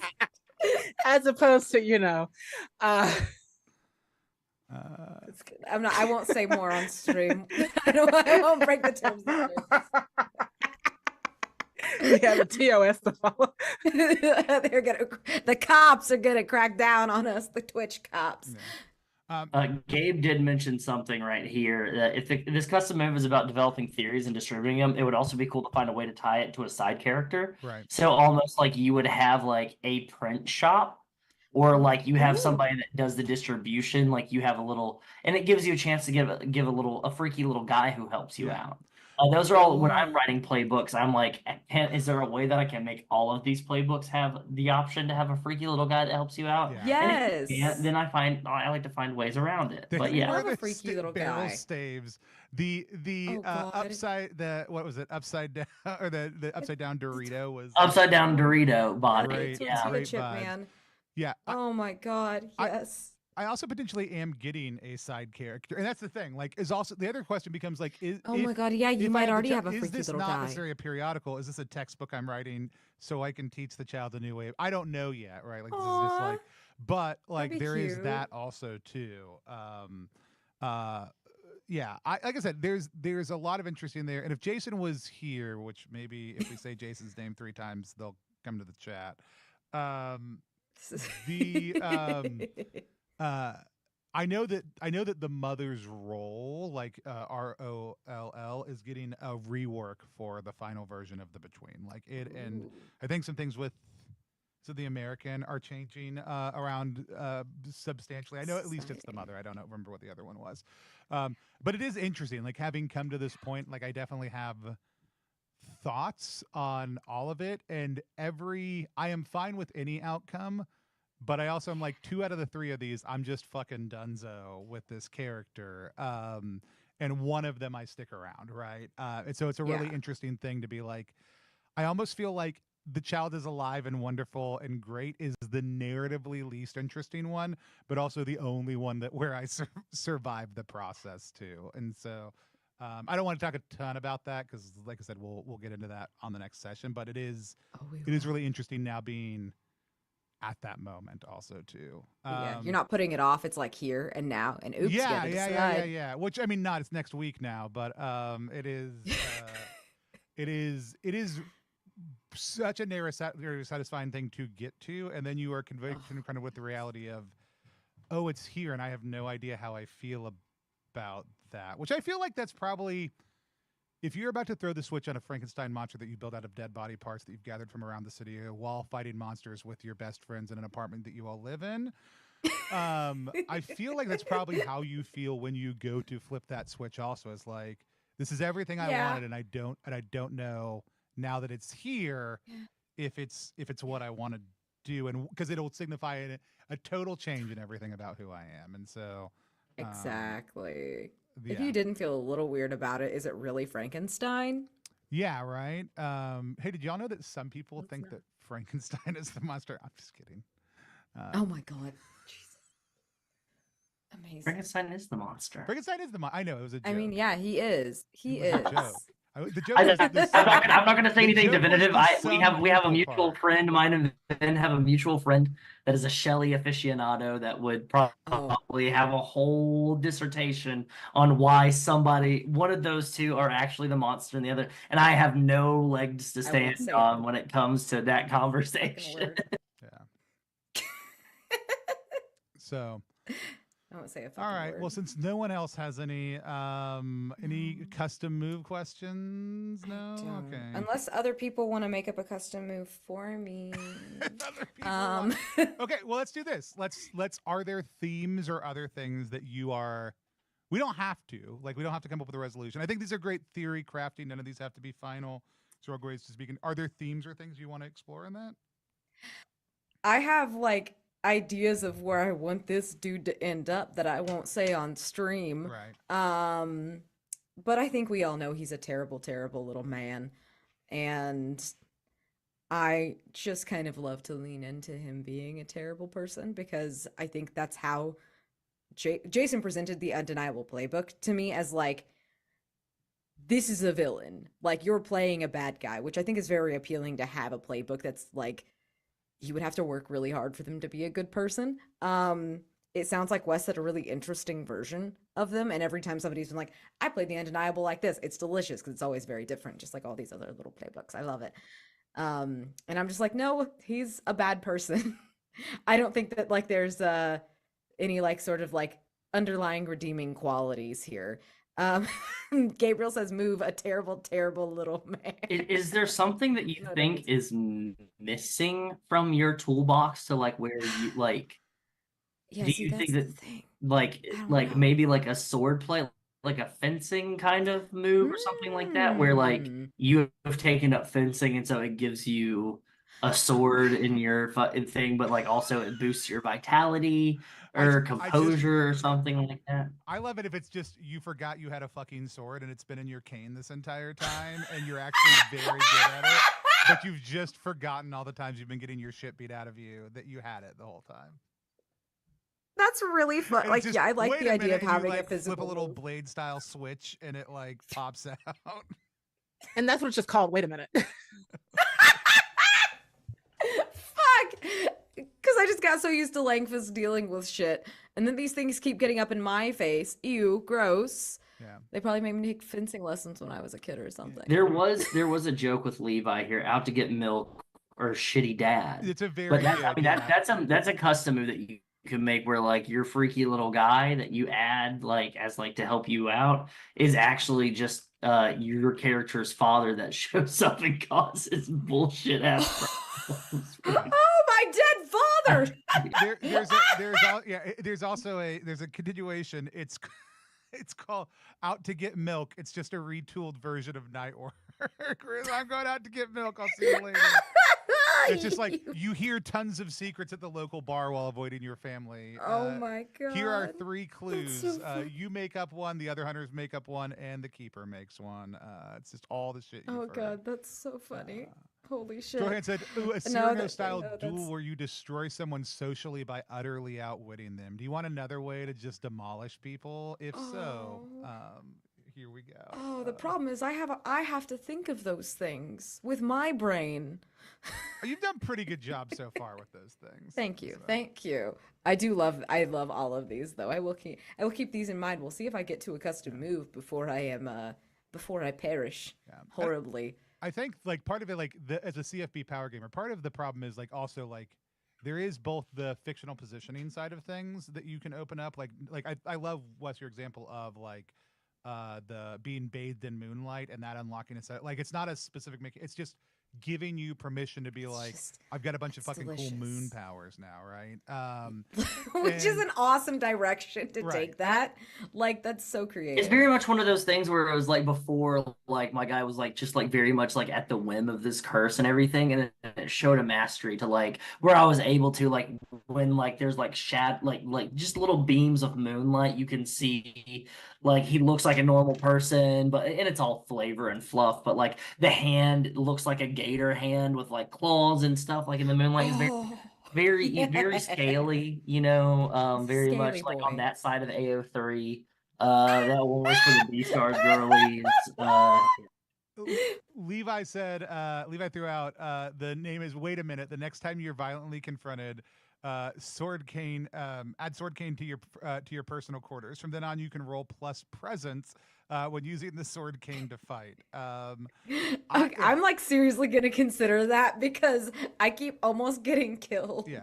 I mean, I also just love like, because it's not even just that, like that's got strong like, for the whole story, Harrison Ford feeling horrible on set one day on Indiana Jones, so just pulling a gun and shooting the guy waving the sword in the air vibes to it. Like even if it's not the sword, like just being basically like you can pull a weapon out and just fucking shoot someone, like, you know, do whatever with presence, and just because I also love like all of a sudden you just being like, I just have fucking weapons all over the place. Like I picked this up from hanging out with Langfisk over the years. I was literally about to say, I was like, I think this is like because I've had to sleep in Langfisk's room. And now I've just like started nicking his weapons. Yeah. Like, listen, this one it only took the pretty ones. Yeah. Well, and like You even keep doing it something going. like that's an inverse of like, because what is it? You have like what is it? My Guy Friday, is that the one that you have, Langfisk? Like like my I guy can just Tuesday, randomly pop up Yeah. once per session. Yeah. Yeah. My Guy Tuesday once per session, you can just have one of Langfisk's weapons and pull it out. Someone up with it. That is something of like there is a maneuver I did for there was a maneuver for, I think it's the Verge, or no, it's for Unsinkable. It's the Stowaway, where you are able to use other hunters' personal items from their corner. So it's like you nicked it from them and used it. Oh my God. And it's like That's the first time fun. you do it, it doesn't mark, but every time afterwards you do it, it That's does mark. real cool. That's real good. Yeah. That's so thematically appropriate for the stowaway. I really Yeah. love that. Yeah, so you can find a way to retool that where it's like what's mine is yours, and you have the ability because of your reach and everything like that. You can utilize other people's personal quarter items, something like that. Yeah. And because I have no respect for your personal space or belongings. Yeah, I mean, I and that could mean- also build on like the whole followers thing. Like you've given people things like with another like the actual physical, but like being able to remove items from people who like adore you is also a very fun vibe for the undeniable. Also, too. Yeah. Like people will just That's give fun. you Just give me things. shit. I'm gonna read this out loud. While Wes, if can you look at the main move of the Explorer so that we can actually read what's out loud afterwards. So Chaotic in the chat said, borrow part of the main move of the Explorer to get more scenes with Brathwaite, which also feels really strong. This point in the game, we've talked about it a ton. There's invitations out, and like there's even like our vulnerable move scene that was just like. That was, Yeah, that where we talked about her like extensively. if you could do anything, please talk to your. Like, could your you talk to friends. your people? Like you guys are like fancy people. You guys just have each other's number, right? Like you're Yeah. cool. You're buddies. Cool. Like, I Wes, don't you know this wanna woman. toss out that text? Yeah, I know it well because I've been looking at this playbook for a hot Ooh, have minute. you? But this is for the Explorer. It's called the Grand Game. This is one of the two moves that you get, and the Explorer does not get additional moves. You just have the Explorers Club that you can pull from to do stuff from you because you're rich and you're connected. But then there's also the Grand Game. The Mastermind is your arch nemesis. You can see more clearly than most how they are manipulating events from behind the scenes. Tell the Keeper to lower the Mastermind clue thresholds on the Mastermind sheet by 1. Mastermind clues can now be used for the answer a question move. If you have an intimate moment with the Mastermind while you are engaged in your vice, clear an appropriate condition, and the Mastermind can ask you any question they wish. You must answer truthfully and completely. So you could do a version of this, which is called Her Little Sapphire. You are a little sapphire in the pocket of Theodora Brathwaite, or the Mastermind. Because of your intimate relationship with Theodora Brathwaite, you see things from a different perspective than most do. Tell the Keeper to lower the Mastermind clue thresholds in the Mastermind sheet by 1. Mastermind clues can now be used for an answer a question move. If you have an intimate moment with the Mastermind while you're engaged in your vice, clear an appropriate condition, and the Mastermind can ask you any question they wish. So you could just reframe that as, instead of you just being arch nemesis, you are you're the Mastermind's lover or something like that, and like you're doing a little bit of femme fatale shit on the side. Okay. Also, yeah, I agree with Levi. Her little sapphire is some horny shit. Levi also said she's in my head as a move name, which is very delicious.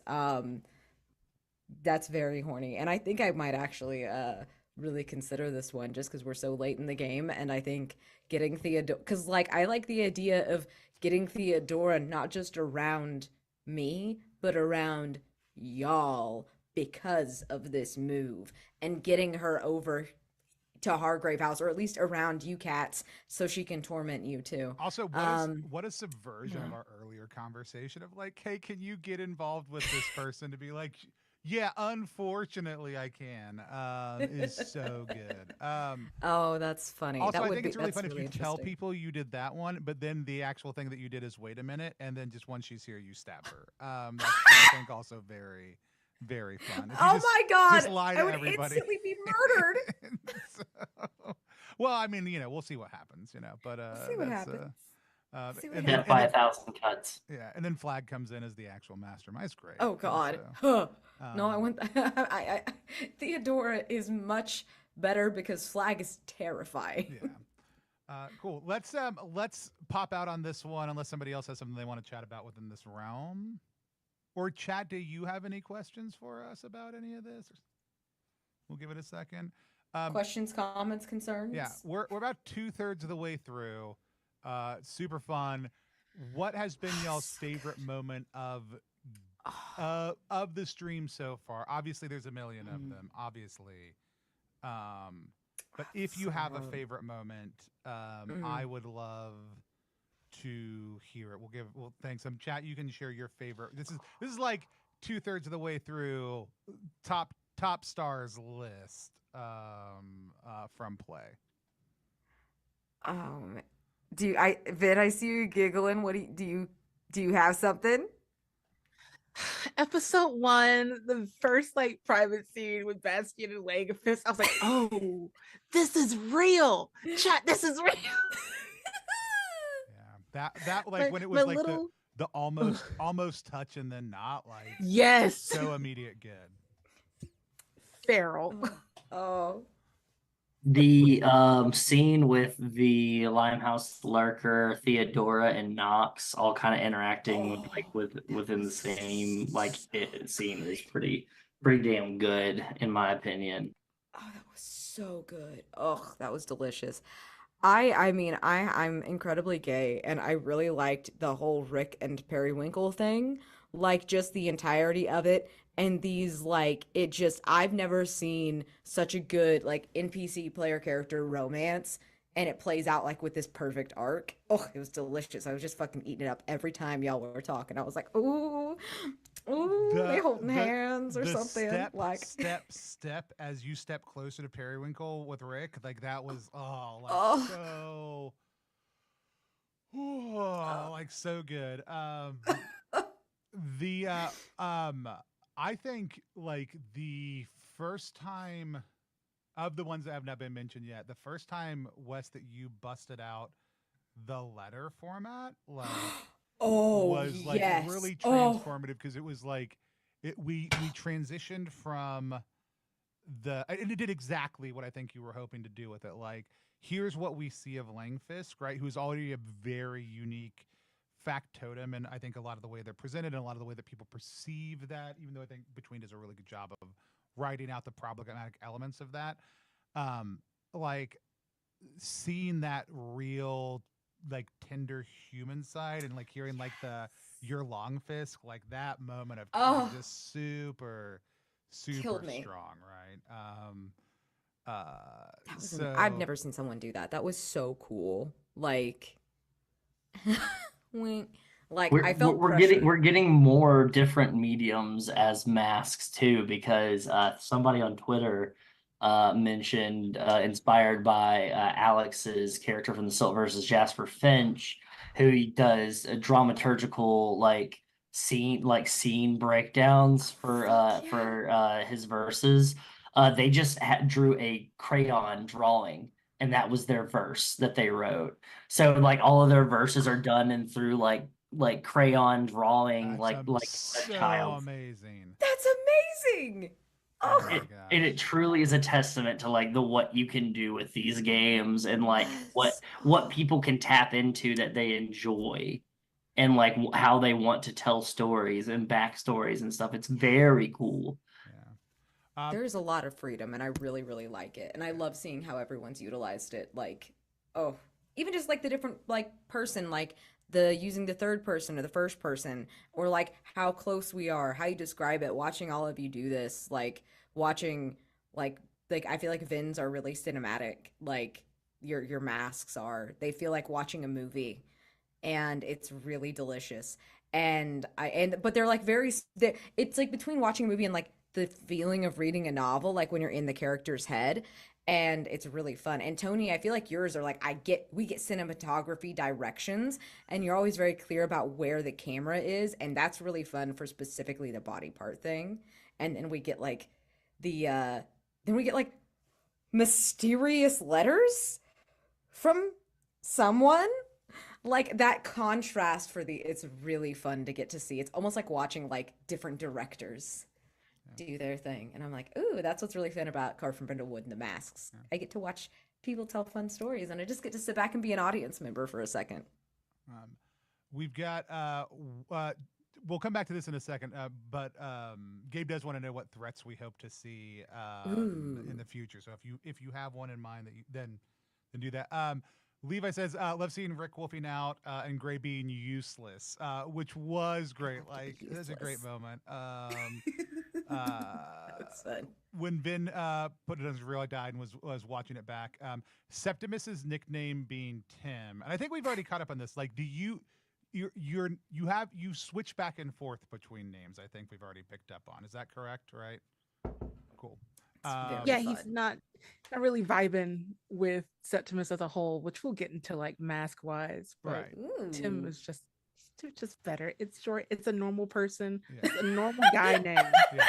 And I Normal Just a man Tim. normal- I've also Just a loved normal like, man. how good player to player wise, like people have been at picking up on tropes, and even like doing the Patrick thing, right, was enjoyable. Like Nox always calling Rick Patrick, and then calling you Septimus when you first showed up, and having the first thing be like, oh, it's Tim, was just like a choice that was like, I did this with your last character, and then having you be like strong refusal, like in character for good reason, was a fun like groupthink moment of like, oh, I'm continuing this trope, and you already having a strong response to it was very enjoyable play. Levi says also the parallel of Nox is fine to Tim is fine, and so Everybody's so fine. yeah, there's been a lot of really good moments. While Jason's not here, before we go to favorite threats, let's talk about our favorite keeper moments so far. Since Jason isn't here, we can. Ooh, you maybe get to he'll watch this back on the later and just be recording. embarrassed. Besides the long freeze that became whatever. That mean, was I we love also- that. That intro today like was so Oh. fucking good. Just amazing. Yeah. Enough. It's hard to pick a favorite because they're all so good. They're also good. Ah! For me, it's a lot of meta stuff, and I've really loved. Like, it's really fun, and part of me is like, I wish more regularly I'd set up with Jason in advance, and if we do one of these in the future as a collab, which I really hope we do, I may basically make him stay on or hop on the next day and give me a 15-minute breakdown of how he's thinking through things, because Jason runs so many games that doing it at the end is fine, but there's so many things that he runs, and he's run them so many times that I know that it's hard to keep what was I thinking at that moment clear. But he's also very consistent, so I think he'll be able to pull out a lot of great things. But I wish we had thought about that in advance and just dropped it later on as like a whatever. But I always really loved like watching. And this is such a meta thing, and there's a lot of meta things that I love about the way Jason runs this game. Watching Wes and Jason fight over the vampire was a very behind the scenes Yes. subtle thing that I think has was also good. been one of the most enjoyable, because sometimes we would like in the stream and Wes would be like, I really want that vampire. And so So good. and the best thing is we ended up with no one owning the vampire. Like that's part of the best part. Probably for the best, I know, I guess, but I want that. You give me a bunch of freaky little collectible guys, I don't want to collect them, you know? You can't just show us a freaky little Just like have collectible like a guy. network, just like a couple of homies on speed dial that you can call up and be like, yeah, boy, come on. You would have like brought Just that help little me find some of that motherfucker. shit. You would have brought it places. You would have brought him like to here to the Trapple or something. You would have been like, you know who I know is really good at this? This freaky little guy. Like, no, It's you like don't having need my that. little collection of cohorts, you You know? don't need that. My little veritable veterans of vignetted. You got any more V words? I got nothing. But you know, yeah, my homies, you know. I got the group chat. Let me call up the group chat. Oh and my then god. and you know who's in my group chat? We got such great names. Please like stop talking. Kelsey, Actually, Big Ear, the bit's and been over Daryl. like a couple syllables ago. Shut up. All right. So Taking Limbo High and running with, yes, exactly. That was my little Limbo High was my little guy that I hired on, and then Jason was just like, nope, for this Yes. one. yeah. Like, Versimil- thank you, Gabriel, for verisimilitude. Or just servermilitude. You were just a little tipsy when you said it. Yeah. It's Yeah. Local. I'm not lore, tipsy, I'm Southern. servermilitude. And so, Fuck. Verisimilitude. Verisimilitude. So okay, favorite Jason Keeper moments, Oh a my thing you did to gosh. you, somebody else, character moments, other things like that. Oh my gosh. I just have to give it up to Periwinkle. Any romantic like interest NPC I've had with Jason has been wonderful. Like some people are very like touch and go or kind of shy with romances between like NPCs and like GM player, but they've been perfect and I've been completely comfortable. And I keep saying that because I really enjoy it. Yeah. Because what if it was called the Freak Tween? Um,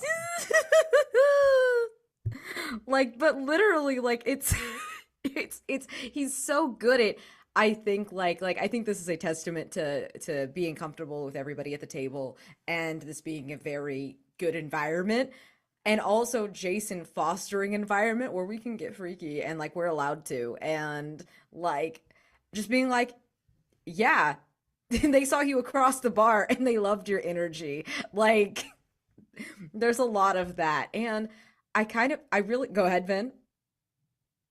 I'm still laughing. Okay, I didn't want to interrupt your loving monologue about Periwinkle because I want you to monologue about Periwinkle and the romance because it's delicious, and I just was like, yum, it's so good. I liked being mean to him, but I really liked Jason kind of pulling out like the freaky little guy. God, what was his name? Julius or something? Julius the vampire. That little motherfucker, like the voice, the descriptions, why was he there? Like it felt like a very fun narrative move. It felt like something that would happen in a TV show. Yes, exactly. The way he fuck. I'm not even gonna try to Lord do the voice. Grey. Thank you. Exactly. And it made it very easy to respond because there was like a visceral reaction to that voice that I didn't even have to like put on an emotion. I was like, that little motherfucker, Jesus Christ. Why is he here? He's so nasty. And I really loved it. I really love all of his freaky little guys. I love his like spooky voices. And how he like turn off all the lights and get real close to the mic and make the worst sounds you've ever heard. It's just yeah, Jason just did that for free. Julius is not in any of the threats Levi has pointed out. He was just there for free. He's a vampire. There were vampires. It's all the same. I do say I will. I don't want to pass up that Levi pulled out Jason pulling out double disadvantage. Like we were also fine with yes. him spanking us. That we were like, it was just like, cool. I guess I have to hit them harder. Sexy. Love it. Always. Yeah, and apparently, Julius apparently used to be really hot in other between games with Jason. It surprised me that he brought that out. So apparently, not only did Jason randomly bring Julius out, but just made him an uggo for no reason. And so No, because if you would have been hot, I would have been into it. And Right. Chaotic, thank you, Chaotic, for pointing out that very deliberate decision to make the NPCs different in these different games that he's running, because that I think is a testament to his ability as a keeper to not like he's not the same guy every time. Greco, all the shit with Greco, didn't expect that at all. Love all of y'all's interactions with Greco. I'm staying away from that particular freaky little guy. I have a -2 reason. I don't need that. He tried to make me go to sleep once, and that's all I need. wait, Like, you have a I just- -2 you know. reason? Yes. Yeah, I do. Absolutely. Yes, absolutely. Oh, it's so good. Any other favorite Jason moments? Chad, if you have favorite Jason moments from this stream series, let us know. Yeah, the Langfisk interaction with Greco, also just the vampire nest, and just like the dichotomy yes. between like the vampire nest and the vampire interaction in the carriage, and then the Hargrave. Also, the amount of times Hargrave House has been attacked in this game. Yes. I think this is the most that Hargrave House has been attacked in a game of the Between that I've played in. So like I enjoy that. My favorite threat that I hope shows up, and it's kind of a basic one, but the Shoreditch Slugger. I just like the idea. It's one of my favorite between threats, because it's very Fight Club. and also like it can get really horny too, because just Ooh. like the big bad is the Shortage Slugger, who's just like this big Yeah. Charles Bronson type character. If you Oh. see the Tom Hardy, Nicholas Winding Refn movie Oh. Bronson, like very just like this bald, just like very muscular person, and there's like there's really good character moments in that one. Love it. Ooh. Yeah, ours got very homoerotic when like you had ran for us. And I was like, huh. Shocking. Yeah, surprise, Okay. surprise. Surprise, surprise. Oh my gosh. The Nutcracker is very good. I don't. I like. It's really funny. The other day, I was like message Jason, and be like, "Hey, can you send me the full rules of the Between?" Like, I'm a Gauntlet patron, so like, I wasn't like I should have access to this from all the times I have been able to download it, but I could not find the core rules, and I realized I've never read a card from Brindlewood game because I tend to not read games until they're in print, especially if I'm going to play them on stream. Like just because I play a lot of stuff, and not having to be like, oh, like like I don't like I like not having any sort of preconceived notion going in, but also like I still I never filled out my pledge manager from Brindlewood Bay, so I've still never read. Like I play them all. No, I've read the SRD for Car from Brindlewood, but I've never read an entire Car from Brindlewood game. Oh my god. I'm gonna spit, Tony. I'm gonna spit. Yeah. Fill out your pledge manager, Tony. It's too late now. The pledge manager's closed. If only I could reach out to somebody who could help get those books in. If only you knew someone who could help you. Jesus Christ, Levi. Spit for free. Yeah, like I mean, like again, have I read all of the moves for all of them? Have I made characters in pretty much all of them? Have I played almost all of it? Yes. Have I ever read one? No. But a big part of it is like I've only read mysteries after I've played them. And so I only know fair. a handful of them, and we have played every single one. Those. So I don't have one that I'm looking forward to more than another one. I did know that No Face Sally and the Most Beloved were connected. Like I knew those ones, so I had read, but like that one's happening right now, and I hadn't read anything other than the premise of it like months ago. Like that's all I knew, and it was only because I was like, I always look at that move and always think about taking it, but I have no idea what it means or signifies, and so I went and looked it up. Like maybe it was the last time I played the Between, and was like, okay, cool, and that was it. Like that's literally it. But every thread I know, we have played or are playing right now. That'll be a good one. That'll be a good one for like Knox to go head to head again. Yeah, Jason said it was like an interesting thing, and I think I have reasons why I think that it might feel that, but I'm like, this feels like such a great natural foil for the mother in a lot of ways. Oh like, yeah. And so like I'm super into it. I'm very excited about it. Cool. Anyone else have a favorite threat or a favorite Jason moment? I mean, I love all Jason moments. This is my first time playing The Between. I played a lot of other Car from Brindlewood games, but I haven't played The Between before, so these are my first time experiencing these threats. And I have read the book, except I have only skimmed some of the threats because I knew I was going to play it, and I was like, I don't want to spoil anything and like metagame too hard. So I was Which like, you can't really, but it's still the excitement Yeah. of discovery, right? Exactly. I want to be surprised and make a bad decision, naturally instead of, And but no, all of them are so freaking cool. Like I don't know, they're just Figs Pigs looks fun. I'm very excited for Sally No Face, just in general, because I love the serial killer angle, her mask, her whole thing. I'm just like, it's so fun. So I King don't of have Shadows is also going to be a hoot and holler. Just let me tell you, Yeah. it's a wild one. Oh, that's exciting. Awesome. Ben, anything to add? Cool. All right, that's a lot of time. We spent a lot of time here. I'm very excited about it. I'm super excited. I think I do want to. Yeah, King of Shadows is one of the last one. Like, it's really funny because we basically hit all the ones that I know. I'm super excited for King and Shadows. I'm so excited for this one. Oh God. Yeah. We'll be back next week. I do want to, and I think it would be fun too, but we will have to set up either some extra time or something else. I do want to do some deep dives into characters. I think it's going to be easiest to be like, hey, let's set up one with Vin to talk about how Vin played Rick, because that's done and settled, and we can kind of start there. And then I think the other ones we can do some cleanup after the fact to do it. But also then I'm just like, I don't know what I'm going to do with Thursday nights in 4 or 5 weeks. What I mean, besides the first one, I'll be at Gen Con or whatever. But then after that, who knows? Who knows what's up? Also, if you're coming to Gen Con, let's hang out.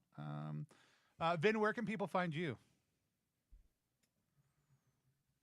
Well, first let me find the unmute button. Y'all can find me like on TikTok and Twitter and Insta, VinVoxVA. And if you want to see me be professional, I have my website, vinvox.com. That's my reels, that's my resume, and my studio specs. Awesome. B. Hello, hello, hello. You can find me literally everywhere because I made up this name, Sassy Lich. I'm on every fucking website with that because nobody wanted that garbage name, like SASSYLICH. It's not Lick, I swear. Yeah, you can find me oftentimes shitposting on Twitter, or if you want to see my professional stuff like Vin, bnar.com. I need to get reels and stuff up. I'm not that professional, but you can find all of my other actual plays and all the stuff I'm in and all of my spooky shows. So oh yeah, and the Silververse is almost ending, so go listen to that, go catch up on that shit. You want some real spooky shit. Awesome. Wes. Yeah, Carrying Comfort. Not the Dan Simmons novel. Just put in Carrying Comfort TTRPGs and that'll bring you to all my stuff. Or you can just go to my website. It's carrying-comfort.com. And that has links to, like, I don't know, do you want to see all of the different interviews and panels that I've done online, and not see the ones that I've done not online because you had to be there to see them? Go ahead and check that out. Video game photography that I've done. Camp Half-Blood. Like This Old House, you can buy This Old House. Also keep your eyes for like some villains announcements coming up soon. Finally getting towards it's been a lot. It's been a year in production, and it's been so tiresome doing post-production for something that you care about. So I appreciate people that helped out with that. So stay to Twitter. I don't know. No, just get it together, guy. No, but yeah, Twitter, Blue Sky, Carrying Comfort. That's me all over the place. Just check the website. That's gonna be where you're gonna find all these updates. There's some cool stuff in the pipeline coming. There's some very cool stuff that happened this past week, and so just keep your eyes peeled for that kind of I'm stuff. so jealous. So jealous. Yeah, I am gonna make the two I'm of so you at least stick around special. afterwards and tell me about all the secrets. Yeah. Love it. Also, Wes, are there any games releasing in a physical format sometime this month or later that you are excited to have come to your house? My very special cohort partner, friend in need is a friend indeed. And also just like a wonderful person that designs very cool games and has like a lot of cool game ideas. Brand Levine has a game that you can like purchase now. That like you can get for like physical pre-sale. But if you're part of Zine Club, it just shows up. That's kind of what I do. I just kind of gave my Zine Club my information, and now I just have two games show up every month. But Fallen from Grace, which is a solo journaling RPG about morality, redemption, and failure.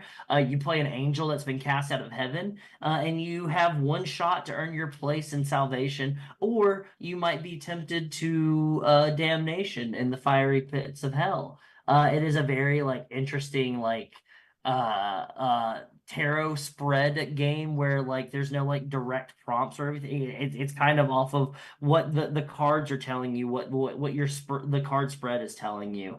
Go ahead and check it out. I'm dropping the links right here. Tony got one right there I did. on Apparently, when you Twitter. grab an X link, because that's where it first came up. Wes, I think I have to make you some sort of MVP in order for you to drop a link. But I'm going to do it right now because not only you're the MVP here, you're MVP in my heart. Is there a quick way to do this? Follow, invite. I don't know. Invite. Oh. But yeah, you can get the physical and PDF for $22, or you can get the digital only for $12. That is a very reasonable price right there. You can also check out Brand's other games that are on their itch and everything. There are links to that on that link as well. So you can play Day in the Death Revamped, which uses the same tarot card system. Great stuff. Go ahead and check it out. Go ahead. It's such a beautiful layout too. I was literally about to say it's gorgeous, y'all. Like it's Mhm. beautiful. The whole thing is great, and I forgot until I went to go print it. Like we had talked about it, but I was like, it wasn't until I went to go open the final print files to send. Like, not only is it the zine, it's going to come if you get the physical. It comes with a score tracker. We got some custom art done that lets you like track where your character is at as they're being pulled between heaven and hell. So like, I am so fucking excited about the final physical version of that because not only do we get to make a cool little book that you can play a great distinctive solo system. Like there's some really great, unique and original stuff happening in there. It's not just one card you pulled. It is the spread. There's a scoring mechanic based on the spread. Like there's all kinds of like interesting things happening in the course of play that are pretty unique, and it's 100% worth coming out. He did a really great job with it, and so I want to highly encourage people to. I love if you get the physical version or the digital version on the Plus One site, but go support Brand no matter what. That's what Zine Club's all about. And then B, follow-up question: you playing any cool actual play series anytime coming up? Me? Yeah. Any cool actual play series anytime coming up? Let me. Do you know about something I don't? Campfire Scouts. Oh yes. Sorry, my brain is soup. Yes, yes. I am going to be doing Campfire Scouts with some really lovely folks, and we are doing a space camp, and we did all get jumpsuits, so you need to be What there. the fuck? Yes, we did. We all got jumpsuits, Oh and my it's gonna gosh. be absolutely bananas. Yeah, it's really. I think that's gonna be an interesting. A turn away from the other actual plays that I've been doing that are very historical and fucked up. This is going to be teenagers at a camp that might have aliens. I don't know. Are they real? We'll see. Yeah, I got a reminder that apparently 2 years ago I had purchased the URL Campfire Scouts and then forgot about it for the last 2 years. So I need to go link it up to the actual product page. But yeah, Campfire Scouts is the love child of the Together We Go system and Carved from Brindlewood. So if you want to check out that cool game, Keegan is going to be running some streams of that coming soon. Vin, just tell us about a cool thing you're doing. Since I don't, we need to figure out a way that you can be doing something that we published. I don't know. Yeah, what that would be is, nice. yeah, I let's will say figure the that most out. recent thing I like that has been very cool. Go play Nightmare Cart. Legally distinct Nightmare Cart. I am legally distinct Raven and no one else. That game has been so much fun. Now I want to get into Bloodborne. You think by the things that I do, I would be Right. involved already, but I'm not. So yeah, I want you to be in Bloodborne. That's what I want for you. I wasn't legally distinct. Technically is a character from Bloodborne. Technically, I did legally study, distinct. Allegedly, legally there could be yeah. some connections to a character from Bloodborne and the character that Vin voices in a kart racer that has some allegedly distinct ties to Bloodborne, but very legally distinct. Yeah, if you want to see me do that name. weird accent in any capacity, yeah, Yes. please. It's free to play. It's on itch. It's on Steam. Go support a trans developer. Like 900 out of 10. Love it. Yes. We will be That's so back next cool. week. If you're watching this later, we cut the. I at some point we'll go back and eliminate all the things that were not us just theory crafting and bullshitting afterwards, which will make the fact that Vid has Jason's name under his face totally unhinged. But honorary keeper. thanks for taking the reins of the gauntlet, Vin. We really appreciate it. I'm so glad they decided that at last week's retreat. And we'll see